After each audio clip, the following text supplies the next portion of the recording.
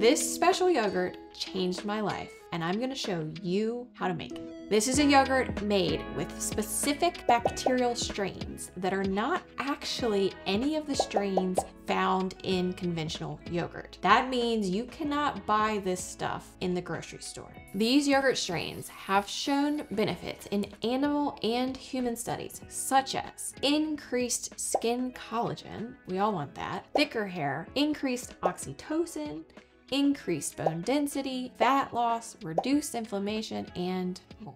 This is a yogurt recipe that was developed by a cardiologist named Dr. William Davis, who has done a great deal of work looking at holistic ways to heal the gut microbiome. He basically worked for many years and felt like he was dealing prescription drugs and procedures and wasn't really taking care of the health of his patients. So cheers to Dr. Davis for creating this yogurt. I certainly appreciate it.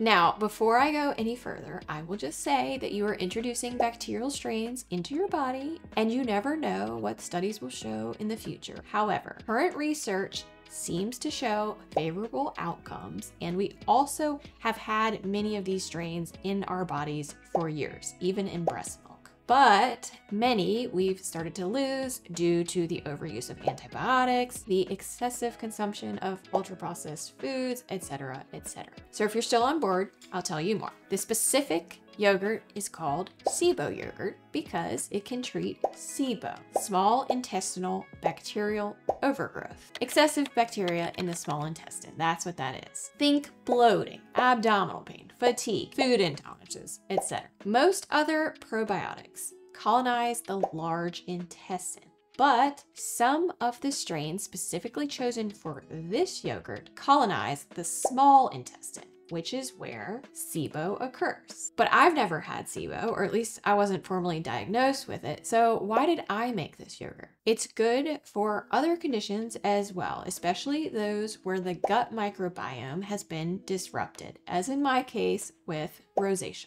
I'm not going to bore you with the details of my rosacea, but it wasn't ideal to say the least. I walked around with a very, very bright red face that looked like it had acne all over it. I don't have a lot of pictures of me then, for obvious reasons, but here's one. And this is me now. Now, I did a lot of other things besides just making yogurt, so don't get me wrong. I do think a healthy lifestyle is very important for keeping clear skin. So I eliminated processed foods, alcohol, added sugar. I prioritized sleep finally. Whew. I ate lots of fermented foods. And all of those things have a very important impact on your gut microbiome. But I didn't have complete resolution and really felt like I needed to take things to the next level to really overtake what was going on in my gut and repopulate it. And that's when I discovered SIBO yogurt. So I'm gonna teach you how to make SIBO yogurt for the first time, and I'm also gonna teach you how to make subsequent batches. Oh, but wait, why not just take a probiotic? Why are we making yogurt anyway? By making yogurt, you are amplifying the bacterial counts significantly. One of these tablets has 200 million CFUs. But once you ferment this thing for 36 hours, you're gonna get about 260 billion CFUs. These massively greater bacterial counts are much more likely to provide us with the health benefits we're looking for. So let's get to yogurt making. Materials. I'll have a link to these in the description box below. First, you're gonna need some probiotics, of course. You're gonna need 10 tablets of BioGaia Gastris. This is where you're getting your REUTERI. And I'm sorry if I'm butchering these. This is not something I say every day. 2 capsules of B Coagulans and 2 capsules of Lactobacillus GASSERI. You'll also need 2 tablespoons of prebiotic fiber, inulin or raw potato starch to feed the probiotics, and a quart of half and half. I'm using organic, grass-fed, half and half because that's just how I roll. Okay, here's how you make your first batch. It's a great idea to sterilize your glass jars or the yogurt maker you're using. I have definitely been lazy about this, and I did have a batch that failed, so keep that in mind. First thing you're gonna do is crush your BioGaia tablets with a pill crusher. If you do not have one of those, I do not, you can put them in a towel and hammer them with a hammer or a meat tenderizer. And now you're just gonna put the crushed tablets into a clean bowl along with the contents of the rest of your probiotic capsules. And we're gonna add 2 tablespoons of inulin. And now I'm gonna whisk in some half and half, just a little bit to make a slurry to try to get all of these to dissolve. This takes a minute, good like 10 minutes sometimes. So just keep whisking and whisking until this all dissolves. Oh, and by the way, the Bio Gaia is flavored, but you're not gonna taste the flavor in the yogurt, so don't worry about that. Once everything's dissolved, pour in the rest of your half and half and mix. And now this just needs to go into your fermenting device, whatever you choose to use, and needs to be kept at 106 degrees Fahrenheit or 41 degrees Celsius for 36 hours.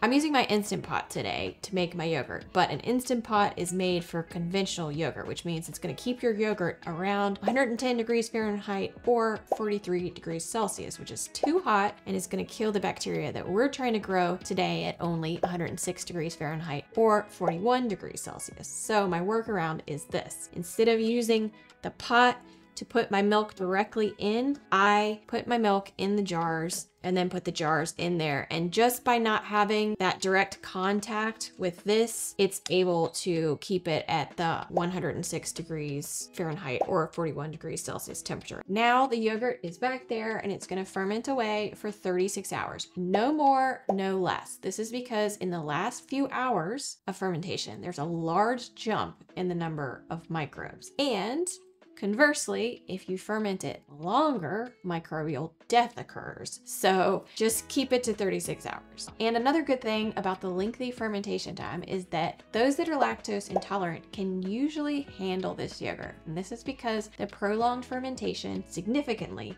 converts the lactose into lactic acid. Okay, so your first batch of yogurt will likely have significant yogurt and whey separation, and it's probably gonna taste acidic. At least that's what mine tasted like. Don't restart from scratch thinking you've made a mistake. I did. I thought, oh, I've done something wrong. I'm gonna keep buying more tablets and crushing them all again and doing the whole thing. You don't have to do that. Go ahead and then just take some from your batch to make your next batch. And trust me, the second batch is gonna come out much more cohesive without all of the yogurt and whey separation, and it's gonna taste better. And then as you continue to make further batches, it's gonna taste pleasantly sour. Now, to make future batches, here's what you do. You take 2 tablespoons of your prebiotic fiber, inulin in my case, 2 tablespoons of yogurt from your prior batch, and 1 quart of half and half. You don't need to reuse the tablets and capsules for future batches, and you can make batch after batch after batch, and it will still work. What I personally do after my first batch of yogurt is I adjust the quantity, because if I'm gonna wait for 36 hours for this stuff to ferment, I don't wanna just get a little bit of yogurt. So instead of using a quart of half and half, I use a half gallon of organic,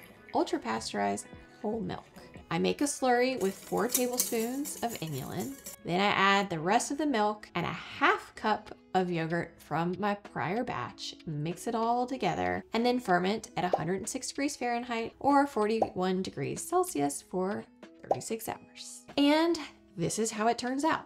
A few more things. Shelf life is longer than non-fermented dairy. This can last up to 4 weeks in the refrigerator, although I've personally never gone that long. So how much should you eat of this yogurt on a daily basis? Dr. Davis recommends a half a cup daily. Could more offer increased benefits? It's not known. Could more be worse? Also not known. I personally eat more than a half cup daily, much more, because I really like it. It's nice sour yogurt. I like to top it with bananas, frozen wild blueberries, and drizzle it with almond butter. And what's the duration that you should be eating this yogurt for? There's also no established recommendation on that, but here's what I would personally say. Give it at least 3 months every day. 3 months is a long time when you're doing something, but in the grand scheme of life, 3 months is nothing. I would even say go 6 months, go to a year. Go as long as you need till your symptoms clear up. Plus, you're eating tasty yogurt every day, so that's how you make SIBO yogurt. I really hope this yogurt helps you as much as it's helped me. Check out Dr. Davis's website for any further questions. I'll have that linked below. And on that note, remember to eat real food. See you next time.